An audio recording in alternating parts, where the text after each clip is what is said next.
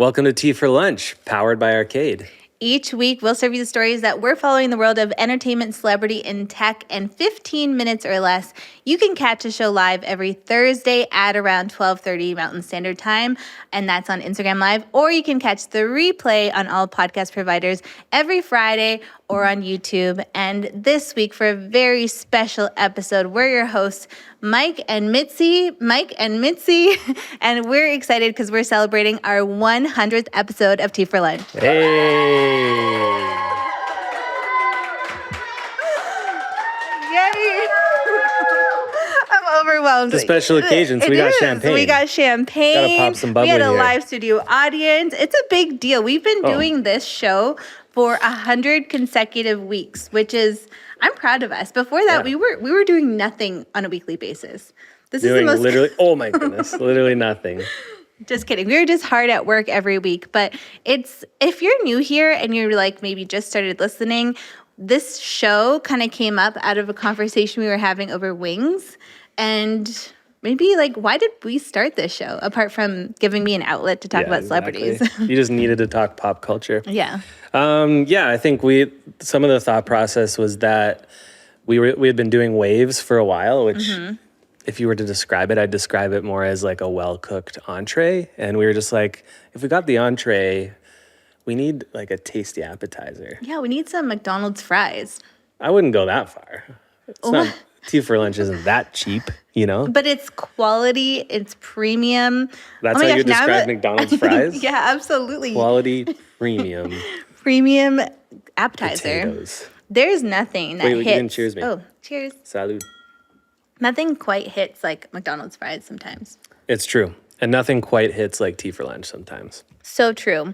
So we're glad you're here. Thanks for listening, watching us, and just validating us. It's been fun. And just riding the wave of pop culture with us. Yeah, the thing that I love most about this show is that it's not just about us. We've had our whole team pretty much show up on these episodes, and it's really fun to get their take on things that are happening in the world of celebrity, pop culture, and social media. So this has been fun for me to watch everyone. As a consumer, I've enjoyed it. Absolutely. And everyone has a different take or bias or worldview on the things that we're seeing happen. And a lot of people have different kinds of marketing expertise that can be applied to these things as well.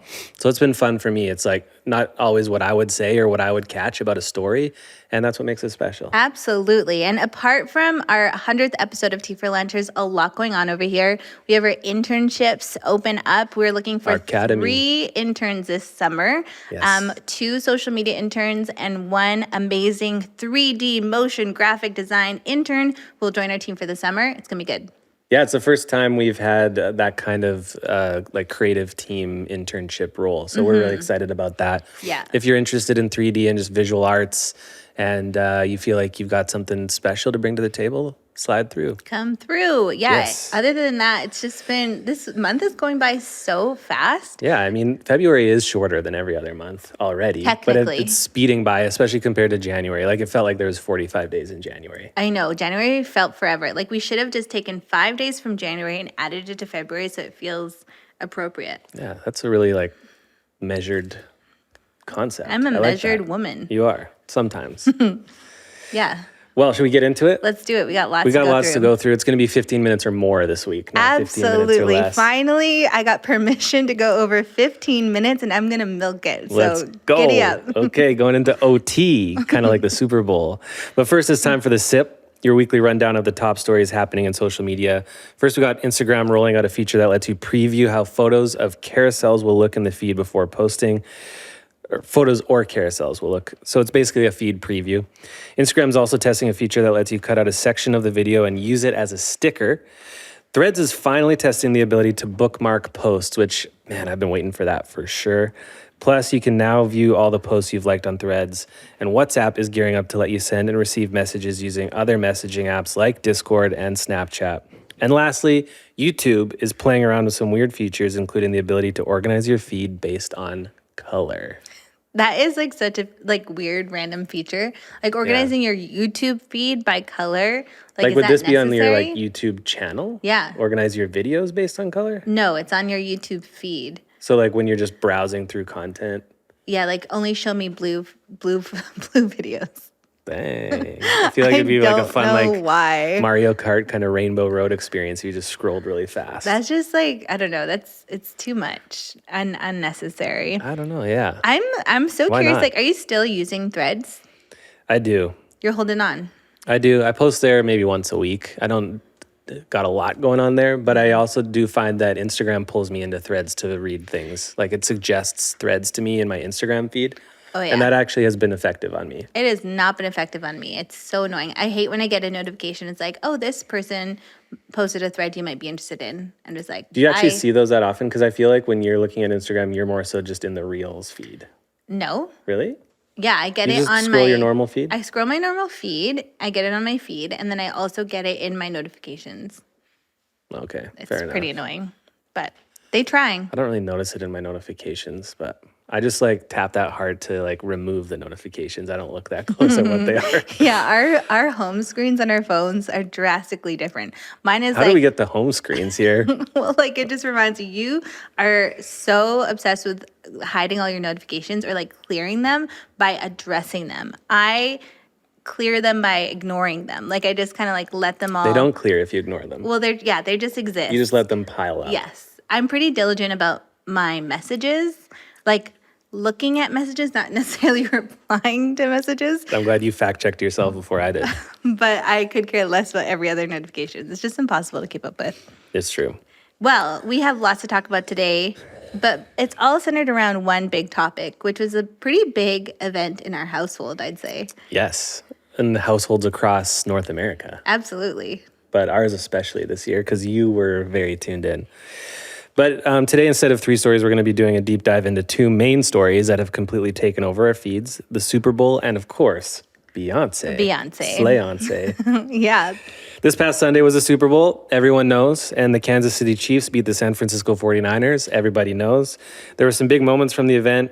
The game obviously went into overtime. Yes. And for the first time ever, I watched the whole game.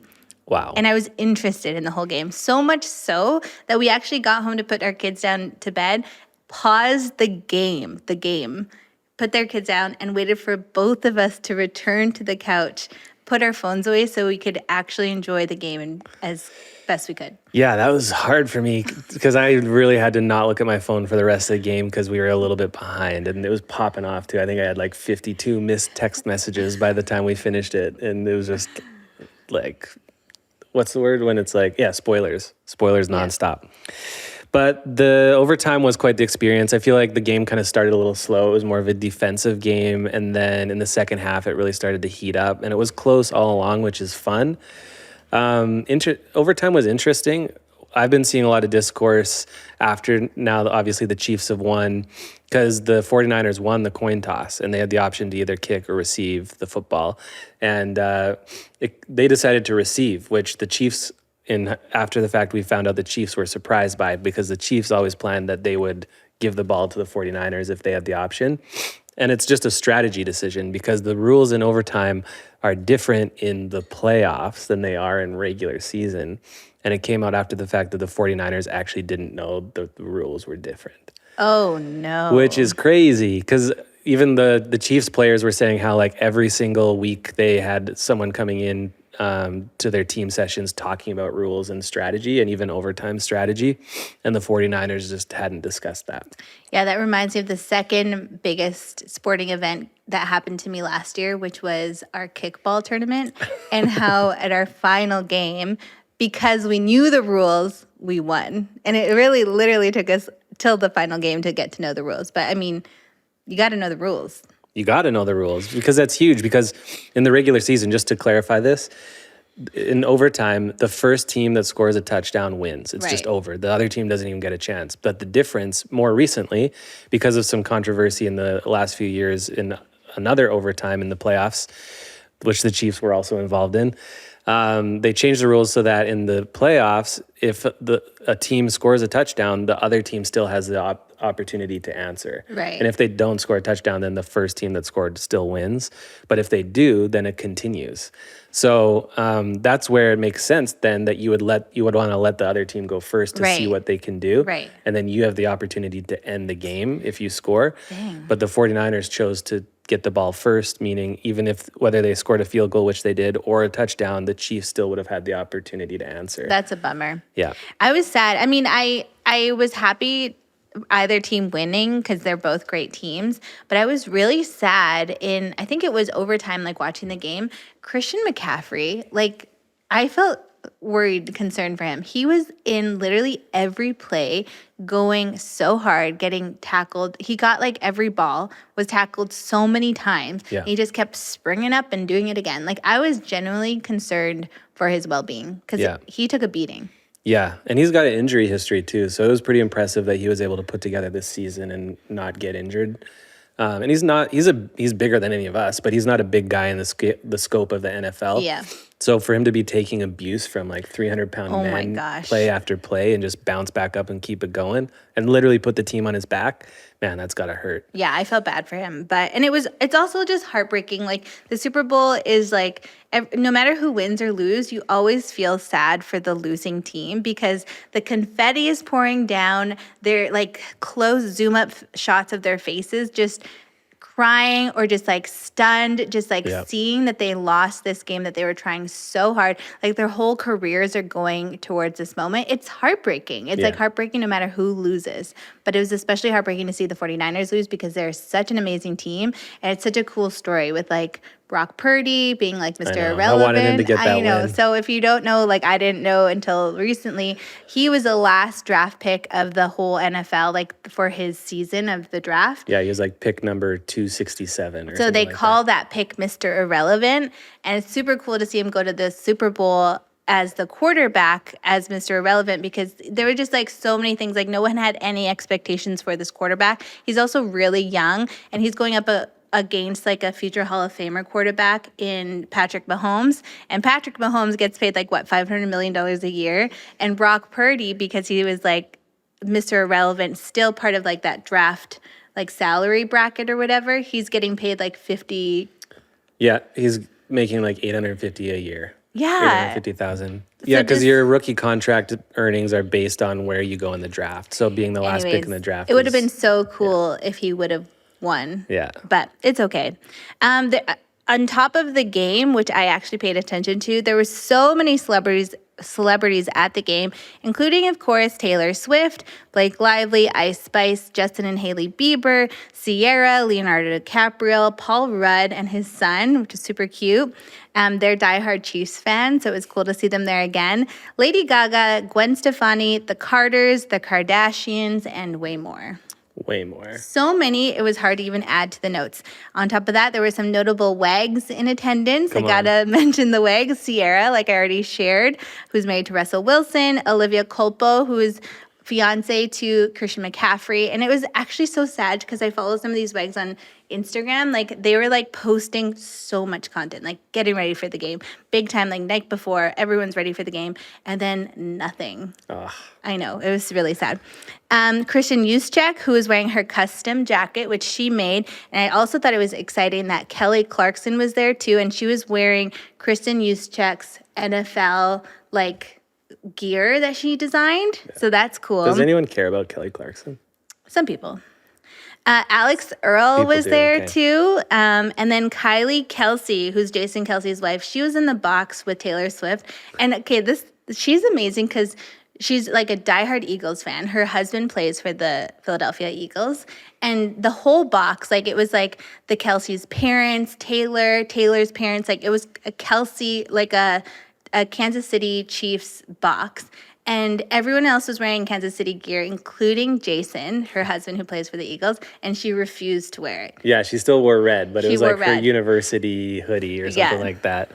Which I like to see that. Yeah, I feel like Kylie's like she's a good vibe. Like she doesn't get caught up in all the hype and the glitz and the glamour. She's just like, it is what it is, but she's still cool, you know? Yeah, I think some of the most fun footage from the Super Bowl and then after the Super Bowl was the Kelseys, like specifically Jason and Kylie.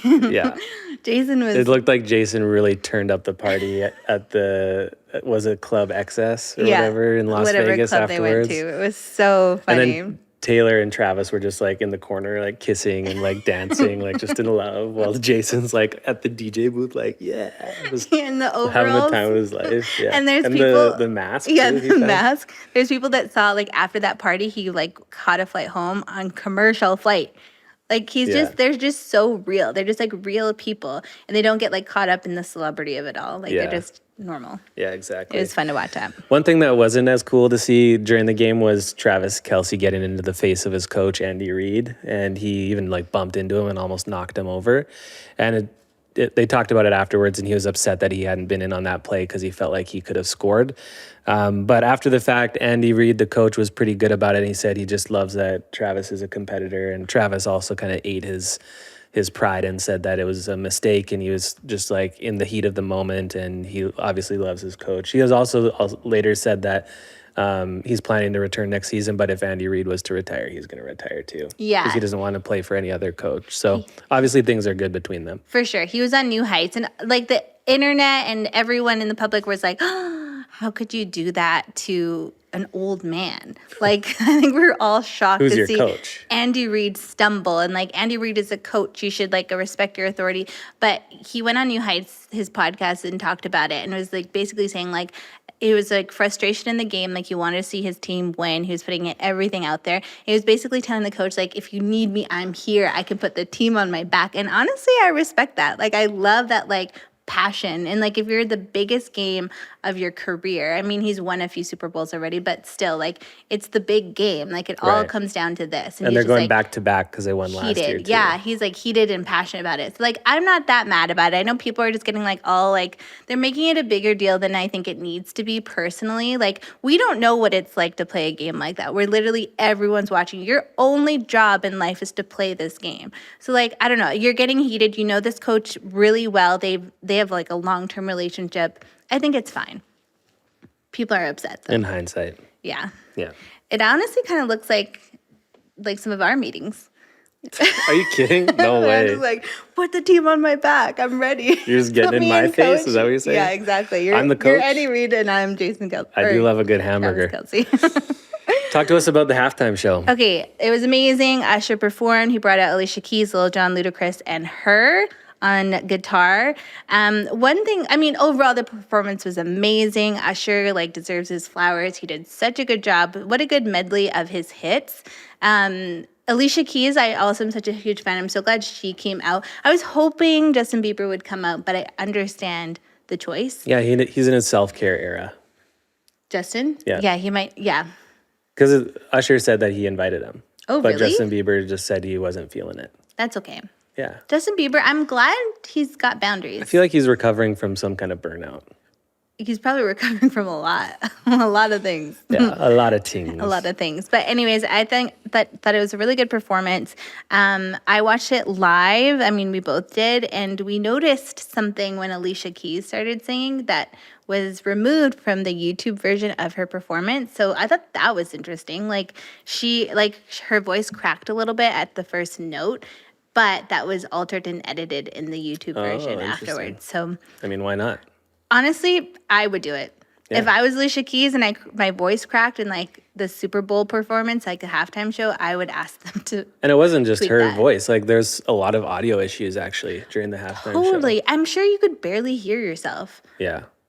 Yeah. So I'm sure there's more edits made than just her voice crack. I'm sure. And I'm not mad about it. Like we're all here to be entertained. Like we all know she's a good singer. Like we're just human and it's okay. And yes, we can. It's like basically not quite like Facetune, but it's just a small little blunder, and I don't think it's a huge deal. Yeah, and people are upset about it. Yeah, people just want to get upset about everything. Yeah. Well, we talked about the stuff that we wanted to talk about. Should we get into the stuff that other people are here to hear about? Oh. Commercials? Oh, sure. I like talking about those. No, I know.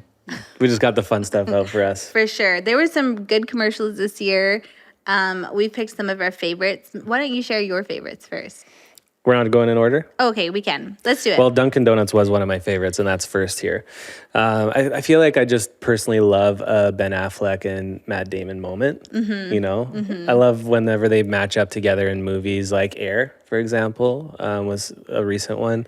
But this was just fun. I feel like Ben it was Affleck, so unserious. he gets trolled so hard by the media and even just us on social media because he always looks bored. He always looks like strung out. He always looks like he's just depressed and stressed. Struggling, yeah. But then you get him in a commercial like this, or you see him actually engage in real life, and he just seems like he's having a fun time. Yeah, it makes you think like Ben Affleck's okay. He's just got like kind of a dry, understated sense of humor. Yeah. But I thought this was fun. What do you think about Tom Brady in it? That, of course, was fun. I actually went down a whole rabbit trail on YouTube of like behind the scenes and extended cuts as they were like shooting this commercial. And it was a lot of like Ben and Tom going back and forth. And then they were having like competitions to try and throw a football like through a target and like stuff like that. And it was just good times. And I mean, Tom Brady in those like orange sunglasses was so good. Yeah, apparently those tracksuits sold out in like an hour. Because They they were for sold sale? them. Yeah. Dang, I wish I grabbed one. I know. That'd be crazy. That'd be such a good Halloween costume. Yes.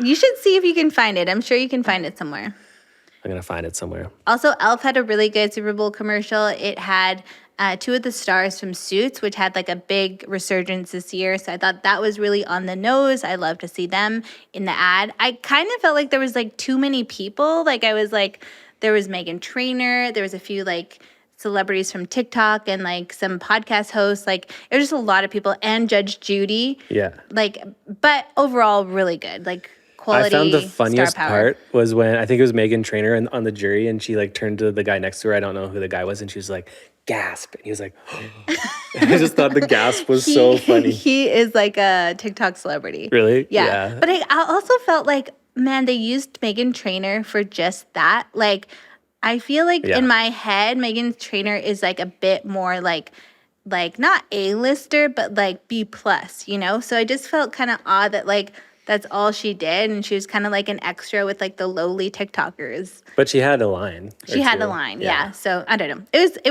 was good. I liked it. I also loved the Uber Eats commercial with the Beckhams. Tell me why. Well, it was clearly recreating a scene from the Beckham documentary where he was like kind of like correcting her, like, be honest. And she's like, okay, my dad had a Rolls Royce. Okay, but the thing is, that was the teaser. The actual Super Bowl commercial was different. It was like, wasn't it? they were like forgetting what her band was called, the Spice Girls. They were like the Nutmeg Maidens. Okay, I don't care about the actual commercial. I cared about the teaser. Yeah, I agree. I feel like the teaser was the best part to me with the Beckhams. And was that the same commercial with Jennifer Aniston? No, there's another commercial, Uber Eats commercial with Jennifer Aniston. Yeah, Uber Eats put a lot of money into the Super Bowl Jessica this Aniston, year. as they called her. Right. Okay, I also... You liked State Farm? I loved State Farm. I was like, let's take this one out of the script. And Mitzi's like, no, it's funny. Neighbor. I just think that was That's so it. clever. That was the joke the entire time, over and over and over again. I don't know. It was so... I did not expect Danny DeVito at the end, I'm just too. also like, why do we still care about Arnold Schwarzenegger? I know, like, he hasn't done anything like this recently. But that's why I feel like it's so obscure. It's like not... Like, of course, I don't know. I just It's for like... the millennials, the nostalgic elder millennials, the geriatrics. Yeah, it was not expected. Like, you don't expect to see it. And I just think it was, like, funny that they were, like, playing off of, like, how he enunciates neighbor. I don't know. I just liked it. I know you did. Okay. I want to talk about Kanye West. We haven't talked about this man for a while, and for good reason, because he's been a little bit off the hook. But he was part of the Super Bowl. And I wanted to just break it down a little bit. So basically what happened is he bought a Super Bowl spot for about 7 million USD. And then his actual commercial, they didn't have any budget left. That's what he said, at least. So it was literally him on an iPhone video, like front facing in his like crazy like army utility vehicle driving somewhere with a grill in. He was just like, what's up, everybody? I ran out of money for the actual commercial because we spent all this money on the Super Bowl spot. But basically, go to Yeezy.com and I got some shoes, and that's it, you know? Yeah. And then he proceeded to sell $20 million worth of shoes and tees and pants. And they were all only $20 each. Oh. So that's why I wanted to break it down, because obviously Yeezy stuff hasn't been that cheap before, but there's been clips of him circulating on podcasts talking about how this is what he always wanted. He always wanted to bring things like Balenciaga level designer clothes to the people, as he views himself as this Robin Hood of fashion. So he wanted to bring the Gap prices down. Gap didn't want to. They wanted to level things up more towards Balenciaga. Same thing with Adidas. He wanted to bring the price down, and it didn't happen. So now with his own stuff, he wanted to try selling it all for $20. And I thought that was interesting. Obviously, he sold a lot of it, but there's been a text message circulated on social media between him and, I'm assuming, someone from his marketing team that broke down. It was basically like a quick sales report from the promotion, and it broke down like how many conversions, what the conversion rate was, and obviously the net revenue and things like that. So basically, he sold everything for $20 USD, which I think is around on there $28 Canadian. $16 for shipping. So it was interesting too that he put all the shipping cost on the consumer, which is, I think, is fair since the price was so low. Still lower than the cost of the item. For Canada, it's $39 though. Shipping's kind of steep. He generated 19.3 million USD. And the part that was interesting there though was, I think because he priced everything the same, whether it was shoes or shirts or pants or whatever, it gives you a good like kind of snapshot as the person selling of like what apples to apples people actually want more. So the shoes ended up selling 3 times more units than any of the other products. So it was obvious there that people are still going to Yeezy for shoes because they are actually more like socks in this situation, which I find interesting too. But he's a thought leader. He's a trailblazer. So he sold nearly 300,000 units. I think it was 292,000 or something like that, which from a marketing perspective, I'm just trying to like get into his head. But I feel like it's really interesting that now he has those people that he can remarket at a fraction of the price of the Super Bowl commercial. He's got their email addresses. He's got their physical addresses for shipping. But beyond that, knowing that he had about a 6.5% conversion rate on those 300,000 people means he had about 4 million or more people on his website from that promotion. So now beyond those people that actually converted, he's got a whole audience of over 4 million people that are a warm audience that now he can remarket. And even if he wants to raise the price, he can and continue to drive more revenue than just that $20 million. So just something I wanted to like kind of pick apart a little bit. We haven't talked about Kanye West for a while. It's interesting that he brought his prices down so low. Fashion for the people, like he kind of talks about. Maybe he really is a Robin Hood, or maybe this is more of like a interesting tactic. Maybe it's a Hail Mary, because I feel like he's also been open about how he's struggling financially. Yeah. So this could be his path back to billions. Yeah, I hope so. Yeah. Another thing that was really exciting during the game that I can't wait to talk about is that during the Super Bowl game, Beyoncé announced a new album via her Verizon spot. Verizon did a Super Bowl commercial with her, and it was funny because pre-Super Bowl, all the Beehive was like, is she going to announce a tour? Like, what's happening? There's like the Sphere involved, but it ended up being a Super Bowl commercial and her announcing her next album, which is Renaissance 2, and it's country themed. Crazy. So I guess I like country music now. Yeah, you do. But she also dropped 2 singles, Texas Hold'em and 16 Carriages. Both are bangers. I love these songs. I've been listening to them nonstop. But the cool thing, especially for us, is that Texas Hold'em was co-written by Calgary-born songwriter Elizabeth Lowell Boland, and that's really cool for us because we're in Calgary. Yeah. I love it. We love to see it. And it's cool. Like some people might be like, oh, why doesn't Beyonce write her own music? But I think also it's cool that if she's getting into a new genre, that she would involve artists in that genre. Absolutely. So it's getting a lot of people are talking about it because obviously it's like a different genre than what we know Beyonce for. Critics are speculating that the album will redefine country music as a whole. And actually, for the first time ever in Apple Music history, those singles are the #1 spot on the Apple Country charts, which is pretty cool because it's Beyonce, but it's also a Black woman, being the first time a Black woman's been on the #1 charts for country music on Apple. So that's cool. Yeah, it has been polarizing. I saw on social media that there's a lot of country music stations that are refusing to air her songs because they don't believe it to actually be country. And then you see a lot of like actual country music fans also kind of taking the same stance on social media, saying like just because it's like country music styled songs doesn't make it country because Beyonce is not country. She doesn't understand us, basically. Right. So it's interesting, but you also see a lot of people kind of like you in the comments that are like, I don't like country music, but I like these songs. Or even some people have said like, I don't like Beyonce or country music, but I love Beyonce as country music. Yeah. So I don't know. It's reaching new people beyond just like these kind of like entrenched OG country music fans. Yeah, I think it's like doing more for the genre than we want to give Beyonce credit for. I think some people are just like, I don't want to give Beyonce credit for this. But the truth is, like, she's expanding the genre. There's nothing wrong with that. But she's also expanding what the genre can look like for other artists that look like her. And I think that's important. And it's also bringing country music and country music type of music to other people. Like, what's wrong with that? Like expanding country music. And I think Beyonce's always been really careful and respectful of different genres. Like when she did Renaissance One, it was very like electronic focused. And she was like, gave honor to some of those like OGs, specifically Black artists in that genre who have like paved the trail for her.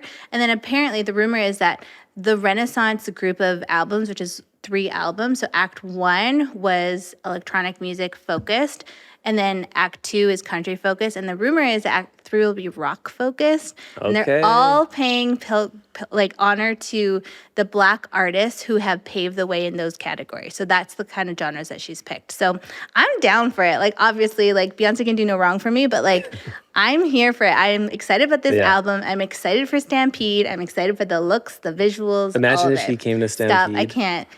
And I don't think she will. She's from Texas, so maybe she is a little country. Yeah, how could she not be? Apparently, this album has been out for her friends, and her mom specifically has listened to it for years. Let's go. I know. Country Beyonce. I'm excited. I want to see rock and roll with Beyonce. Yeah, catch me with the cowboy hat and the next tea for lunch, maybe. Giddy up. Well, is that a wrap? I think that's a wrap on our 100th episode. Okay, well, in that case, for the 100th time, now that we've wet your palate, go eat something more substantial. Ooh! Yay! Cheers. Cheers. 100.